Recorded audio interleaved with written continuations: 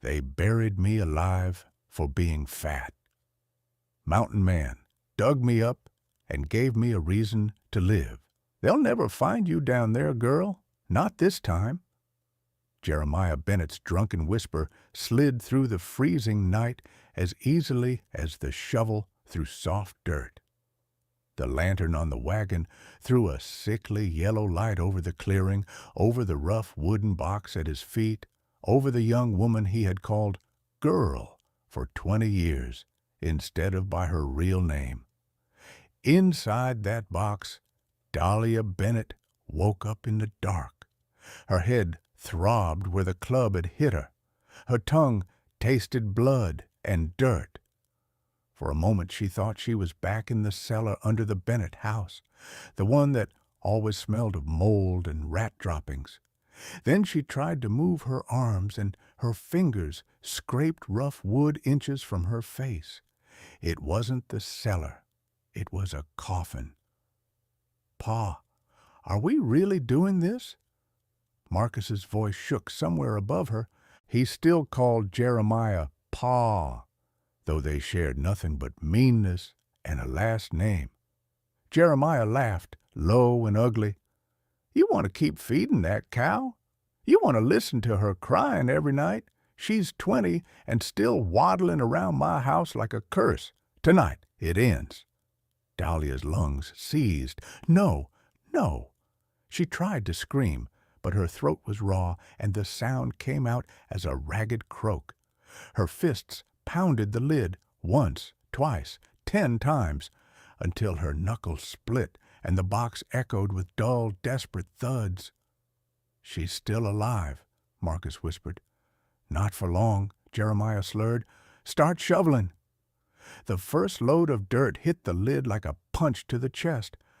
Dahlia felt it, felt the coffin jerk, felt the weight settle.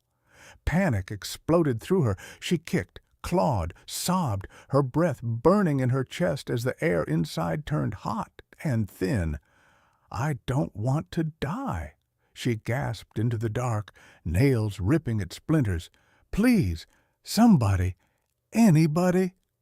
No one answered. Above her, the shovels kept moving. Jeremiah hummed a tune he often sang when he beat her for eating too much, as if burying his stepdaughter alive was no worse than digging a ditch.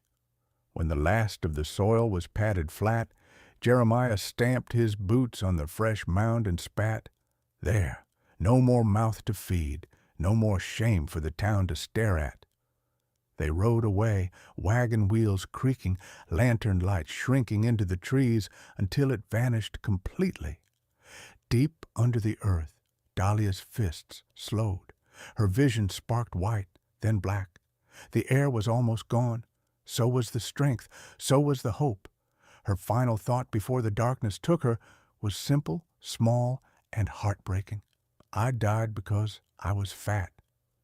Hours later, far from town, a reclusive mountain man named Silas Thorne paused in the forest, his breath ghosting in the cold air. He frowned, tilting his head, listening. Somewhere beneath the pine needles and snow, something was knocking, very weak, very faint, very human. Before we follow Silas to that unmarked grave and the moment everything changes, tell me, where in the world are you listening from right now? Silas Thorne had spent most of his life listening to the woods. The mountains spoke in creaks and sighs, in the crack of branches under elk hooves, in the sharp warning cries of jays when a cougar passed. He knew the difference between the hollow knock of a dead tree and the muffled thump of snow sliding from a limb. Out here, sounds meant life or death. So when he heard that weak, unnatural knocking beneath the soil, every instinct he had went rigid. He stood in the gray light of early morning, breath fogging the air, traps slung over his shoulder. The forest around him was still, save for the distant rush of a stream and the quiet tick of melting frost. Then it came again. Thunk. Pause. Thunk. Silas dropped his traps without thinking. He crossed the clearing in a few long strides, boots sinking into soft earth that looked wrong. The ground here had been disturbed recently. He could see where the soil was looser, darker. There were faint ridges where a shovel had cut through. His stomach turned. "Hold on," he muttered, though there was no one to hear him. He plunged his hands into the dirt, clawing it away.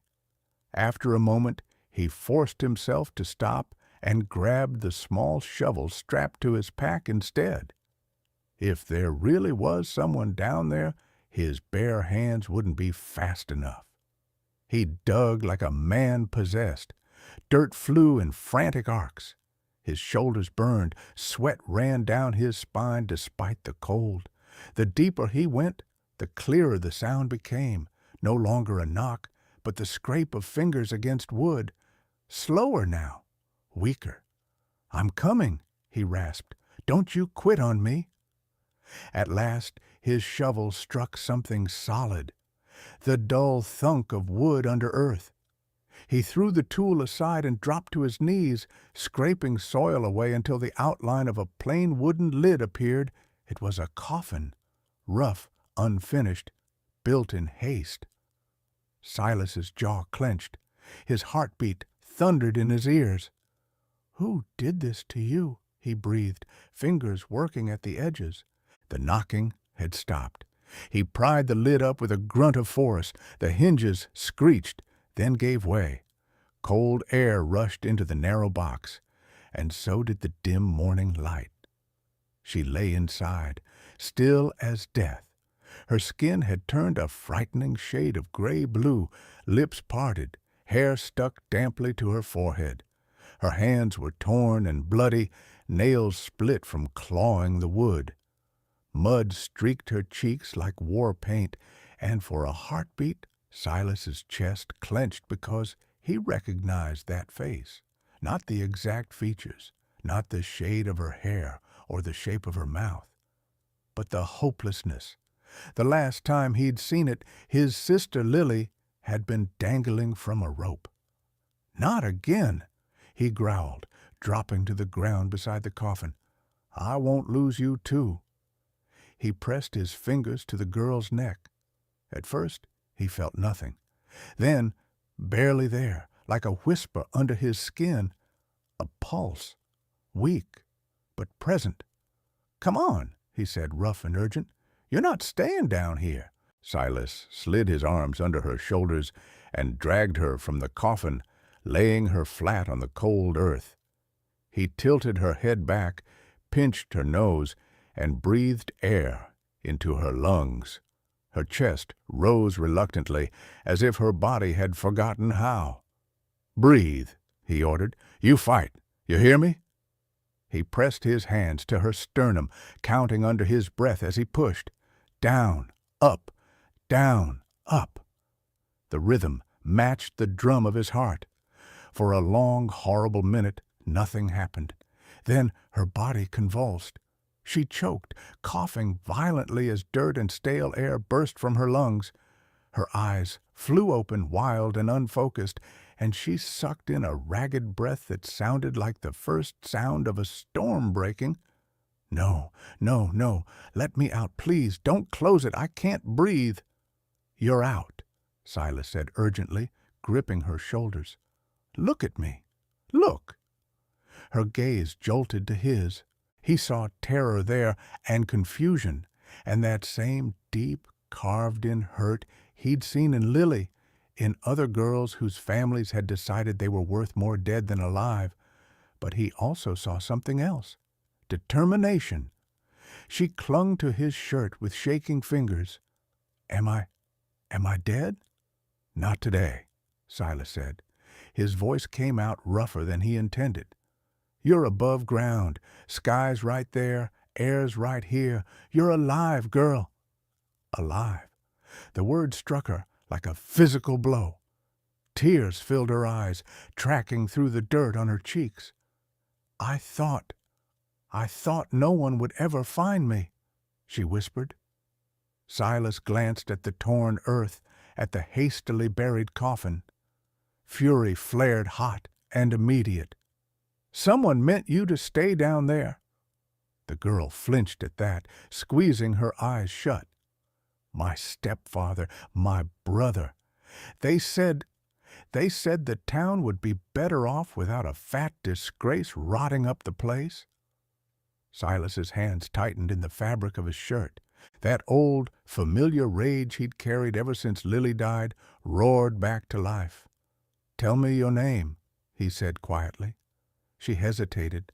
No one had asked her that in a long time. Men had called her cow, burden, thing. Her own stepfather rarely used it. "Dahlia," she whispered. "Dahlia Bennett." He rolled the name over in his mind, anchoring it firmly. "Dahlia, I'm Silas Thorne. You're not a disgrace. You understand? You're breathing. That's all that matters right now." Another sob shook her. "Why did you dig me up?" "Because the forest told me you were here," he said simply, "and because I've already buried one girl I loved. I won't do it again if I can help it." Dahlia stared at him. She didn't know what he meant, what history those words carried, but she heard the truth in his voice. It vibrated in every syllable, steady and low, like the rumble of distant thunder. He shrugged off his heavy coat and wrapped it around her shoulders. It swallowed her frame, but she shivered less. The scent of leather, pine smoke, and cold mountain air clung to the fabric. "Can you stand?" he asked.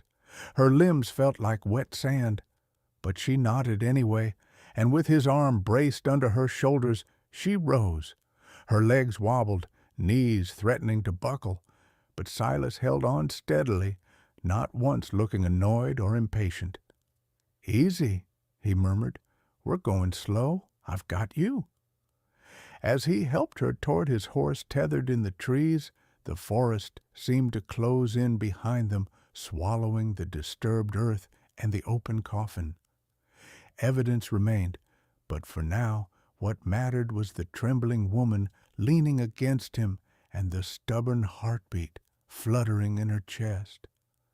Dahlia glanced back once at the spot where her family had tried to erase her. "They buried me alive," she thought, a shiver racing down her spine. "But I'm walking away." She clutched the coat tighter around herself and looked up at the stranger who'd dragged her back from death. "Where are you taking me?" she asked, voice raw. "Home," Silas said. "At least, until you decide what you want your life to look like." She had never been given that choice before. For the first time, the future wasn't just a black box with no air. It was a mountain trail leading somewhere she couldn't see yet. Silas lifted Dahlia onto his horse as if she weighed nothing. Dahlia braced for the familiar flinch, the sneer, the muttered insult about her size. She'd heard them her entire life. But Silas only adjusted the blanket beneath her legs and tightened the coat around her shoulders, his hands careful, steady. "You're freezing," he said. "Lean forward. Use the saddle horn." She did as he said, though her arms trembled with the effort. Every breath scraped her lungs like broken glass. Soil still clung to her hair. The scent of the coffin, stale wood, dust, fear, seemed lodged inside her skin. Silas swung up behind her, settling into the saddle with a quiet grunt. His chest brushed her back, solid and warm, even through layers of fabric. Dahlia stiffened instinctively, trained by years of blows to expect pain when someone came close. Silas felt the tension, but didn't comment. He simply clicked his tongue and nudged the horse forward. They began the long climb into the mountains. The forest swallowed the trail almost immediately, branches woven so thick overhead that even midday sun looked like dusk. Snow lay in soft patches along the ground, glittering where the light touched it. The air smelled of pine resin and cold stone. Dahlia's voice was barely a whisper. Where are we going?" "My cabin," Silas answered. His voice was low and gravelly, but not unkind. "You need warmth, food, rest." "But you don't even know me." Silas's breath stirred the hair near her ear. "I know you were left to die. That's enough." Dahlia swallowed hard and stared at the shifting trees. She wasn't used to kindness. Her mind kept circling back to the coffin, to the bite of wood against her knuckles, to the sound of dirt raining down. "I can still feel it," she whispered. Silas didn't pretend not to understand. "It'll fade." "How do you know?" "Because everything fades, even nightmares." His tone turned quieter. "Trust me, I've carried a few." The trail narrowed, forcing Silas to slow the horse. He placed one hand on the reins, the other hovering near Dahlia's waist, not grabbing, not holding her in place, just there in case she slipped. The warmth of him seeped through the coat. Dahlia's voice trembled. "Silas, if my stepfather finds out I'm alive, he won't touch you again." It wasn't a threat. It wasn't even a promise. It was a simple statement of fact, spoken with the steady confidence of a man who survived winters and wolves and things darker than both. "No one will." Dahlia didn't know how to respond. No one had ever protected her. No one had ever wanted to. Hours passed. The horse's steady gait lulled her into a daze, though she never fully relaxed. Each time her eyes drifted shut, she jolted awake with a gasp, terrified she'd open them to a wooden lid inches from her face. Silas noticed every time. "You're safe," he murmured each time, voice a calm anchor in the storm. "There's open sky above you." Eventually, the trail steepened into switchbacks cut into the side of a ridge. The wind sharpened, threading icy fingers through Dahlia's hair. Her teeth chattered. "Cold?" Silas asked. She nodded, ashamed. He didn't hesitate. He slipped one arm around her waist and pulled her back against his chest, wrapping his heavy wool cloak around both of them. Dahlia stiffened, but the warmth was immediate, deep, and grounding. His chest moved steadily with each breath, a soothing contrast to the panic lingering in her bones. "You can sleep," he said. "No," she whispered. "If I sleep, I'll wake up there." Silas didn't ask what there meant. He just tightened his arm slightly. "If you fall asleep, I'll be here. You won't be alone in the dark again." Her breath caught. No one had ever said something like that to her. A strange pressure built behind her ribs, something between grief and relief, and she blinked hard to keep the tears back. The forest eventually opened to a narrow clearing, and Dahlia caught her first glimpse of Silas's cabin. It was small but sturdy, built from thick logs darkened by weather.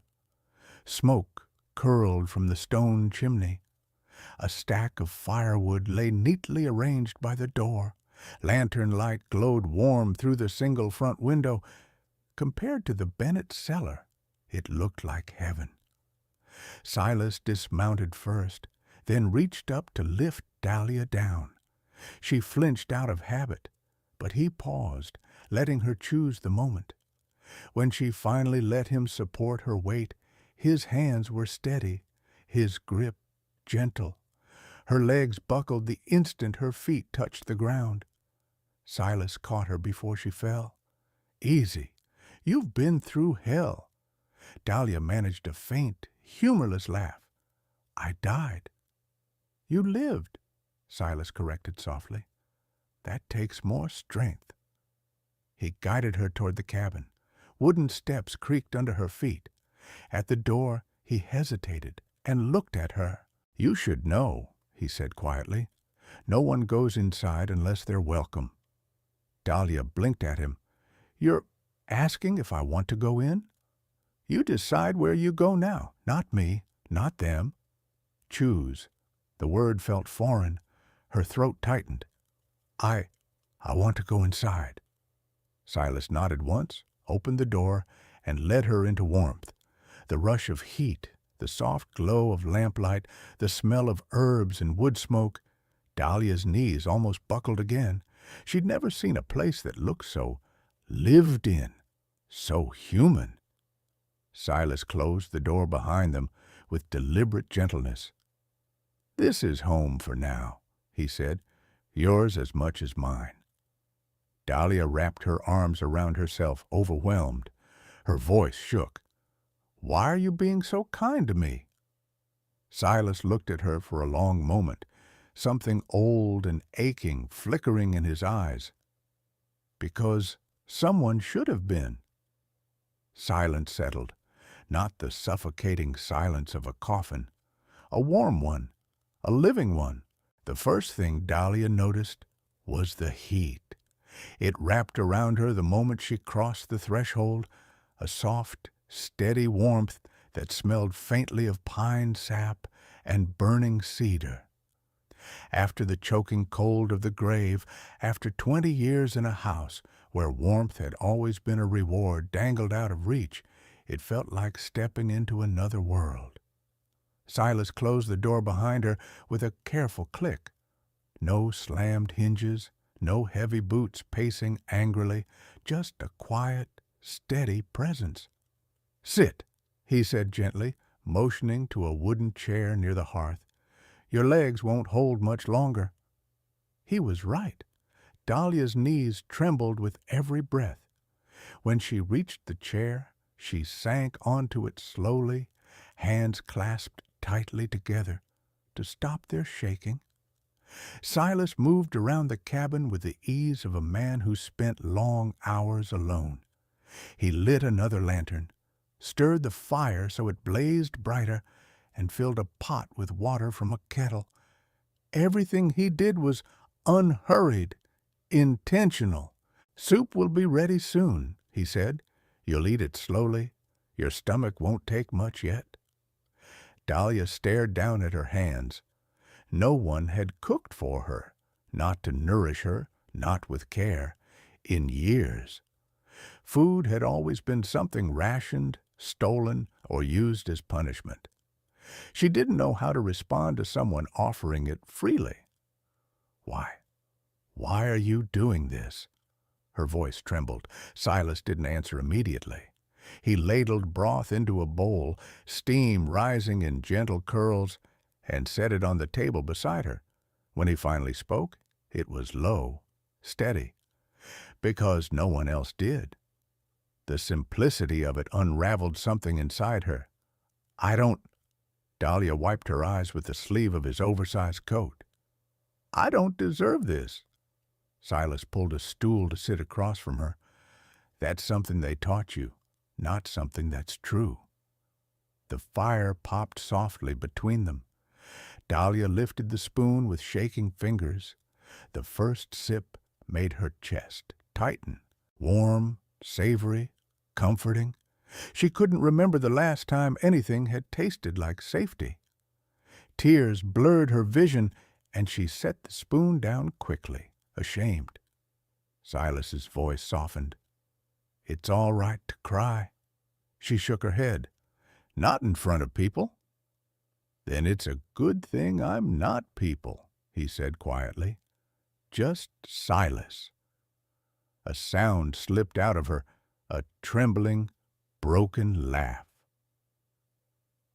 That first night, Dahlia couldn't bear the thought of being alone in a room with the door closed. When Silas showed her the small bedroom across the hall, she froze in the doorway, chest tightening, breath turning thin and sharp. Silas saw it instantly. The door stays open, he said, all night, no exceptions. She exhaled shakily, relieved. He adjusted the lantern so it cast a warm glow into the hallway. If you wake up scared, he added, call for me. I'll hear you. Why? Her voice cracked. Why would you come? Silas paused, hand on the doorframe. Because you deserve someone who does. Dahlia pressed a hand over her mouth to keep from crying again. That night, she lay on the soft quilt, a real bed, not a straw mat on a cellar floor, and listened to the fire crackling in the next room. Silas didn't go far.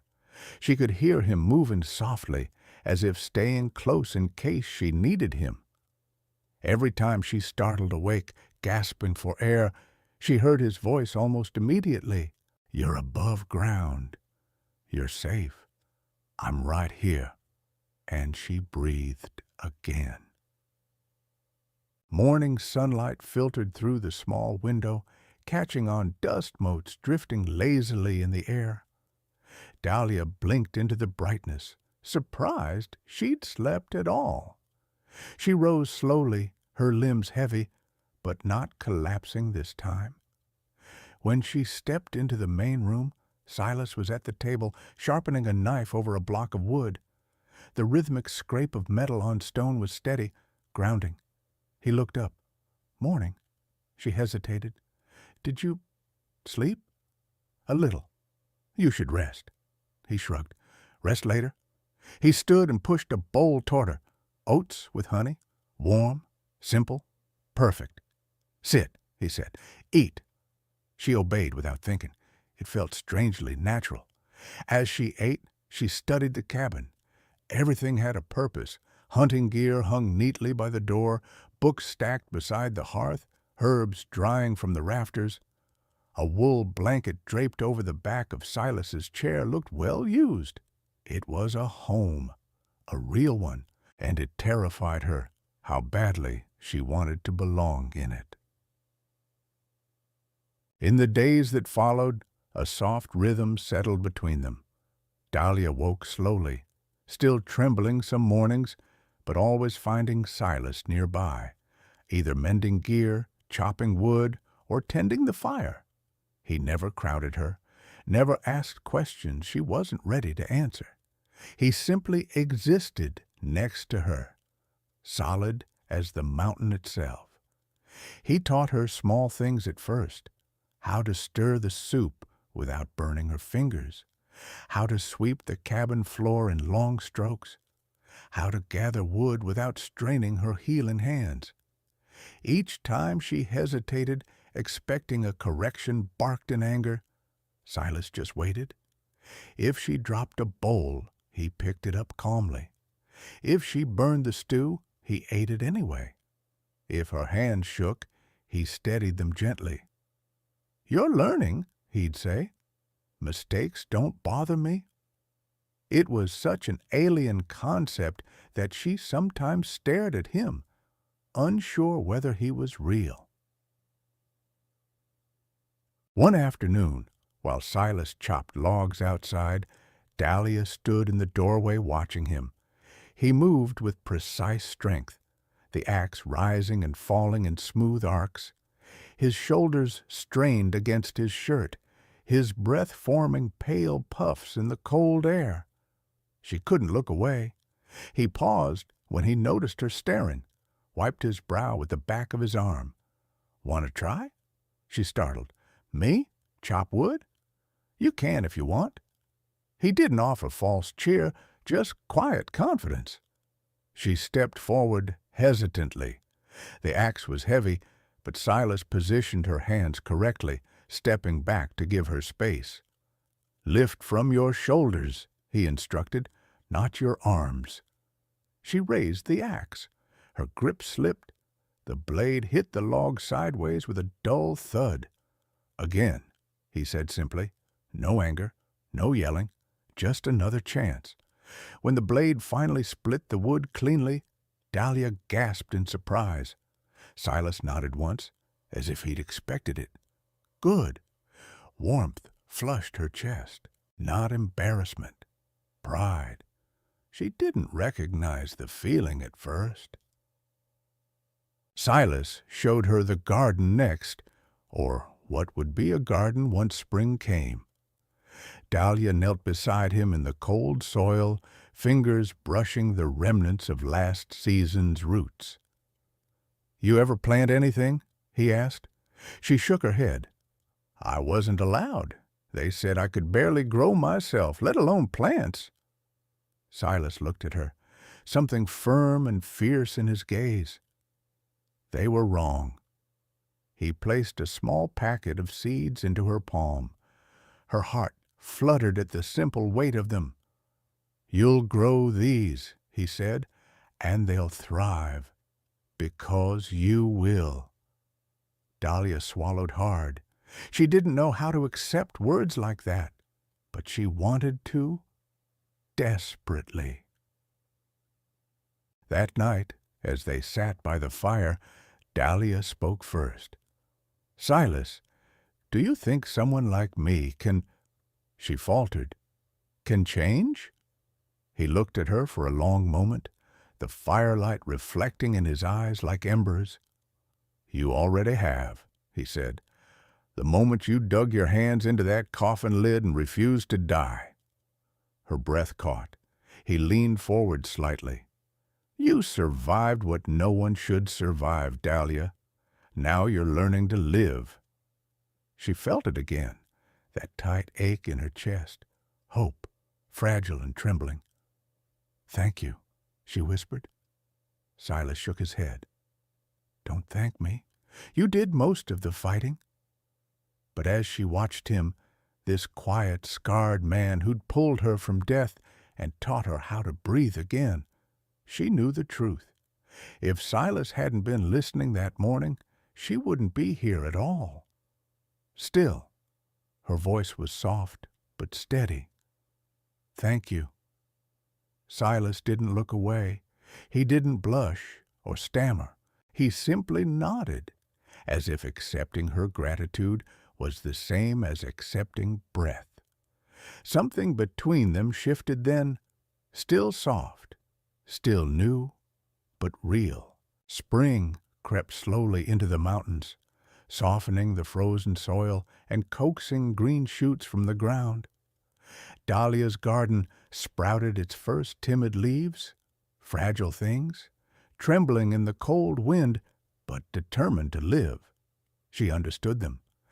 Every morning she walked among the tiny sprouts, touching the damp earth with reverence. Silas watched from the porch sometimes, his arms crossed over his chest, a quiet pride softening his features. He never said much, but his silence felt like a gentle hand at her back, encouraging her forward. Life in the cabin settled into a rhythm that felt almost like peace. Almost. But peace, Dahlia soon learned, was often the quietest part of the storm. It began with the map. Dahlia had been sweeping under Silas's work table when her broom bumped against a narrow wooden box wedged behind a stack of books. She hesitated. Silas was private, and she respected that. But the box had shifted just enough for the lid to slip open. Inside lay rolled parchment, yellowed at the edges, and a small metal tin. The tin held a lock of golden hair tied with a fraying ribbon. Dahlia's heart tightened. Lily. She hadn't spoken the girl's name aloud since Silas told her the story. Even thinking it felt sacred. She touched the ribbon gently, almost apologetically, before unrolling the parchment. It was a map, not of the mountains or the nearby towns, but of the border, marked with routes, dates, and names scribbled in Silas's rough handwriting, names of girls, missing girls, sold girls.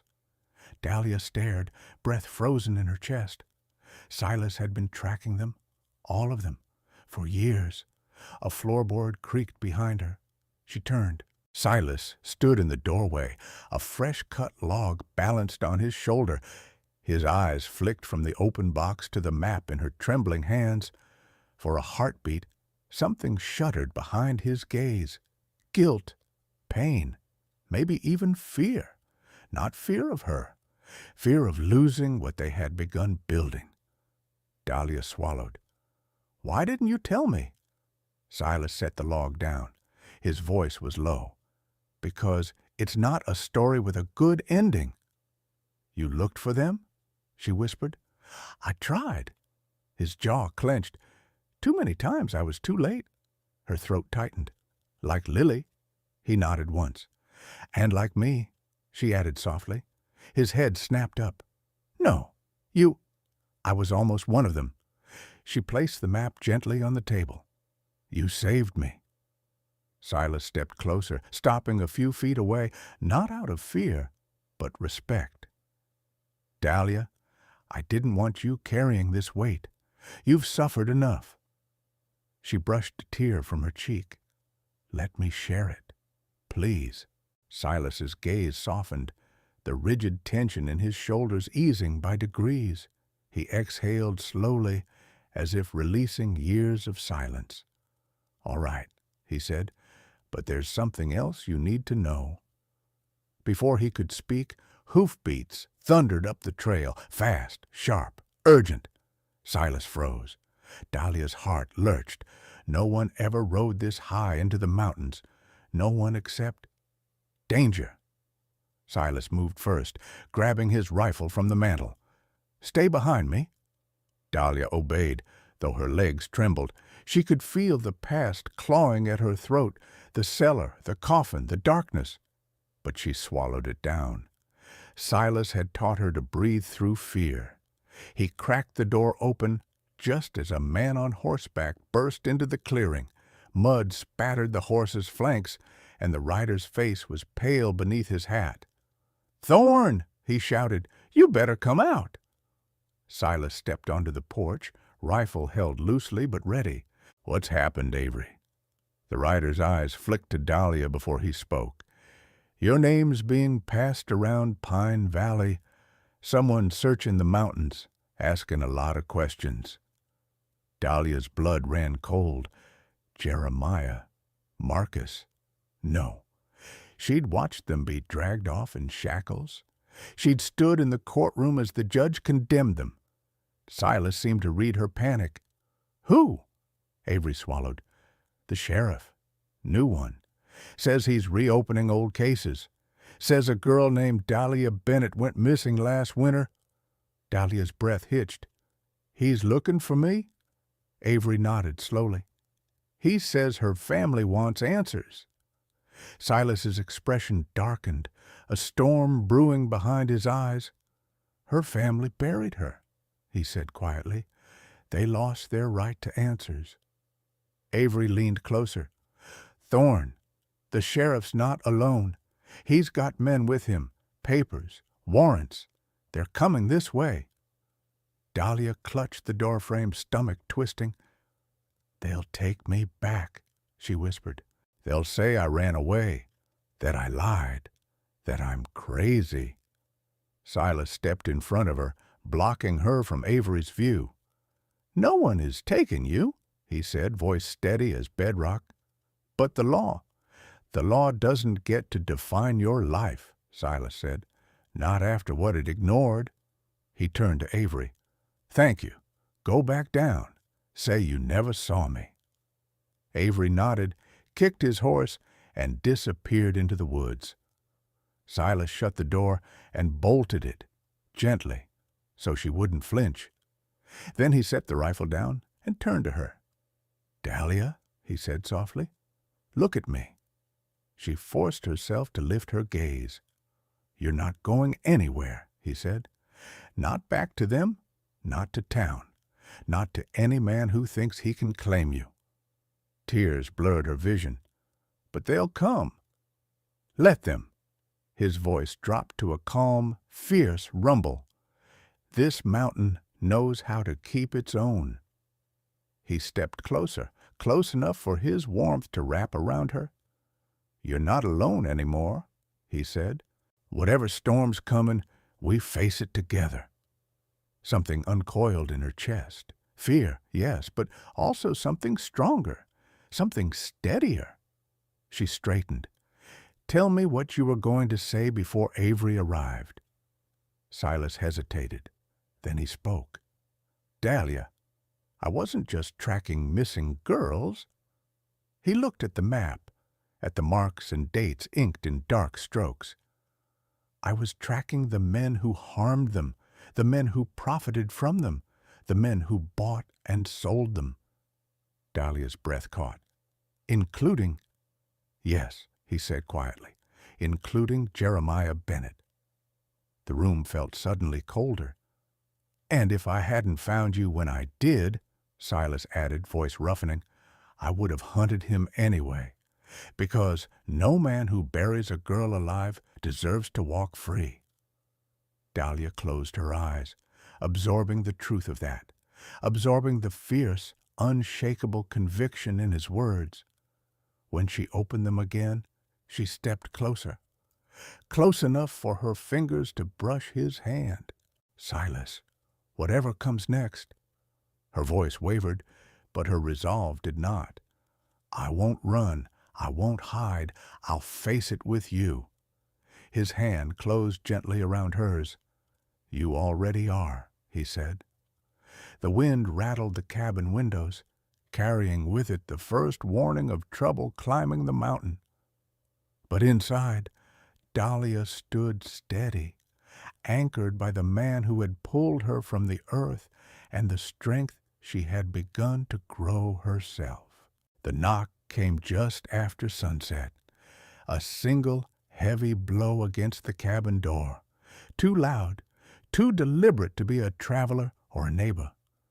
Dahlia jolted where she sat near the hearth, the wooden spoon slipping from her fingers and clattering onto the floor. Silas moved before she could blink, crossing the room in 3 long strides, taking down the rifle hanging above the mantel. "Stay behind me," he said quietly. His voice wasn't raised, but it carried a weight she'd learned to trust. Dahlia rose on unsteady legs and followed him toward the door, stopping a few paces back.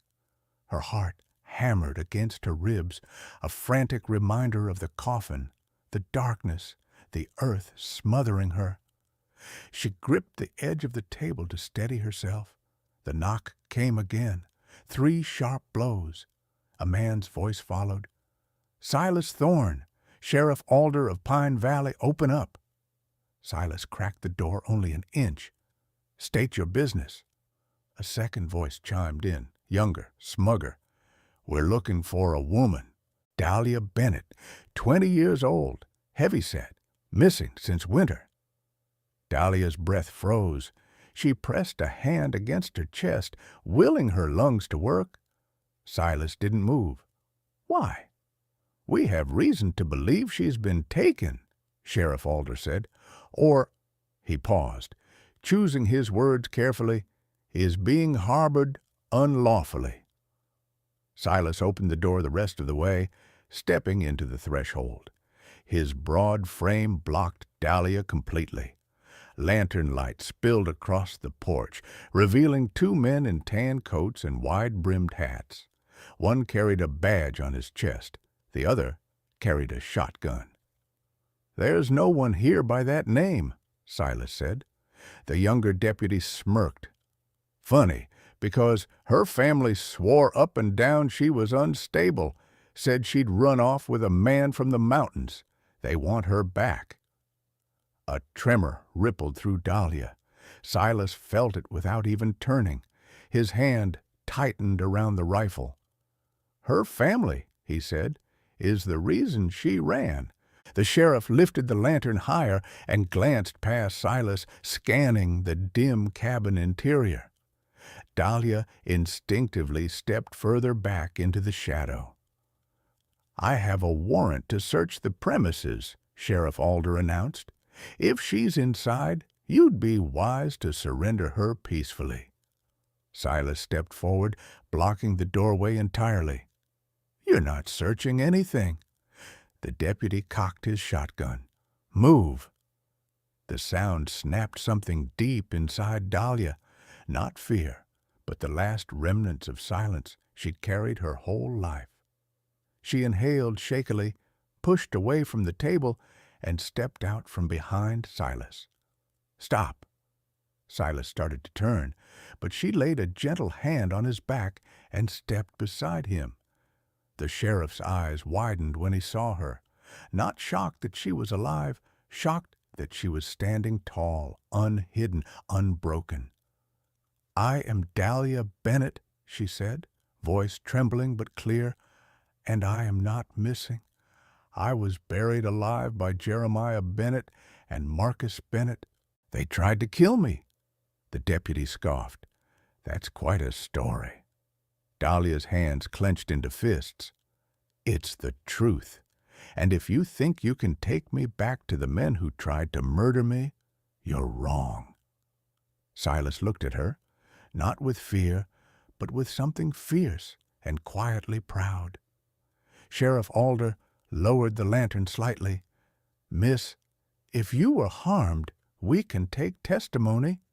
"No," Dahlia said. "You want their version of the truth. You want to send me back to the people who hurt me. But I am not their property, and I am not obliged to return. I'm alive because this man pulled me out of the ground with his bare hands, and I'll die before I go back." The deputy sneered. "Sheriff, she's hysterical. Just grab her." The shotgun shifted, but Dahlia lifted her chin. "Shoot if you want, but I survived death once, and I am not afraid of you." Silas stepped half a pace closer to her, not shielding her, but standing with her. Sheriff Alder stared at them both, lantern flickering between their faces. Something in his expression softened, though he didn't say it aloud. He'd seen survivors before. He knew the difference between hysteria and truth. Finally, he turned to his deputy. "Lower your weapon." "But I said lower it." Grudgingly, the younger man obeyed. Sheriff Alder looked back at Dahlia. "Miss Bennett, if what you're saying is true, then the law's on your side. I'll need a statement, but you're not going anywhere tonight." He tipped his hat to Silas. "We'll return in the morning, alone, no weapons." Silas nodded once. "That would be wise." Snow crunched under the horses' hooves as the sheriff and deputy rode off into the night. The moment the sound faded, Dahlia sagged, her knees buckling. Silas caught her instantly. "I've got you." "I didn't think I could speak," she whispered, shaking, "but I did." "You did more than speak," Silas murmured. "You stood." She leaned against him, breathing in the scent of pine and smoke, feeling, for the first time, that she had defended her own life, not just survived it. Outside, the mountain wind howled, but inside the cabin, everything was warm and still. Silas brushed a loose strand of hair from her cheek. "Dahlia, you were magnificent." She closed her eyes, letting the moment settle into her bones like warmth from the hearth. "Silas," she whispered, "I'm not afraid any more." He pulled her close, forehead resting against hers. "Then we've already won." Night settled deep over the mountains. Outside, the wind combed through the pines with restless fingers, but inside the cabin, the world felt smaller, quieter, wrapped in the hush of cooling embers and the slow rhythm of shared breathing. Silas placed another log onto the fire. The flames caught, rising in gentle gold. Dahlia watched him from the old rocking chair he'd fixed for her the week before. It creaked softly as she swayed, her hands folded in her lap, her heart still unspooling from everything that had happened. Silas turned, the firelight brushing over his face, softening the scars life had carved there. "You should rest," he said. "I will," she murmured. "I just needed a moment." He nodded, wiping soot from his hands before lowering himself into the chair opposite hers. For a long beat, neither of them spoke. Silence no longer frightened Dahlia the way it once had. Silence now meant breathing space, safety, room to feel without being punished for it. When she finally lifted her gaze, Silas was already watching her. "You were brave today," he said. Dahlia shook her head. "I was terrified." "Being brave doesn't mean not being scared," Silas replied. "It means standing anyway." His voice was low and steady, an anchor in the drifting quiet. Dahlia's throat tightened, not with fear this time, but with something blooming, warmed by the fire and the memory of his hand steadying her earlier. "I thought I'd fall apart," she whispered, "but when you stood beside me, I felt like I could breathe." Silas leaned forward, forearms resting on his knees. "You didn't need me to stand. You stood on your own." "Maybe," she said softly, "but it mattered that you were there." He held her gaze for a long, unmoving moment. In that stillness, Dahlia felt the weight of the past loosening piece by piece, like old roots releasing their grip on the earth. Silas inhaled slowly, as if gathering courage of his own. "Dahlia, this cabin, this life, it was once just a place for me to hide, but since you came, it feels like something different, something alive." Her breath caught. "I don't want you to feel you owe me anything," he continued. "Your life is yours now, but if you ever choose to stay—" His voice dipped, almost hesitant. "This can be your home too, if you want it." Home. It was a word Dahlia had never been allowed to claim. Her eyes stung as she looked at him, the man who dug her out of death, who listened when she broke, who saw strength where she'd only ever felt shame. "Silas," she said, her voice thick with emotion, "I've never had a place where I felt safe, seen, wanted." Her fingers twisted together in her lap. "But here, with you, I feel all of those things." He rose from his chair, crossed the small space between them, and knelt in front of her. His hand hovered near hers, waiting, not assuming. Dahlia placed her palm in his. His fingers closed around hers, warm and steady. "Then stay," he whispered, "as long as you want, as long as your heart lets you." A tear slipped down her cheek, but it wasn't sorrow. It was release. "I want to," she whispered. "I want to stay." Silas let out a breath that sounded like something inside him had finally unclenched. He leaned his forehead gently against her knee, holding her hand like it was something precious he had been entrusted with. Beyond the cabin walls, the world remained harsh, uncertain, full of shadows and coming storms. But here, in the soft glow of firelight, in the warmth of Silas's hand around hers, Dahlia felt the first fragile certainty of a life she had never imagined possible. For the first time, she wondered not whether she would survive the world outside, but whether love, quiet and steadfast as a sunrise, could truly hold against everything waiting beyond the mountains. Stories like Dahlia's remind us that even in the darkest places, a single act of compassion can change the course of a life. Every time I see your comments, I'm reminded how far these stories travel, across towns, borders, and hearts. Where are you listening from tonight? Tell me below. And if you still believe that love can bloom even after the deepest wounds, don't go anywhere. The next story is for you, and it's already waiting in the quiet corners of the mountains.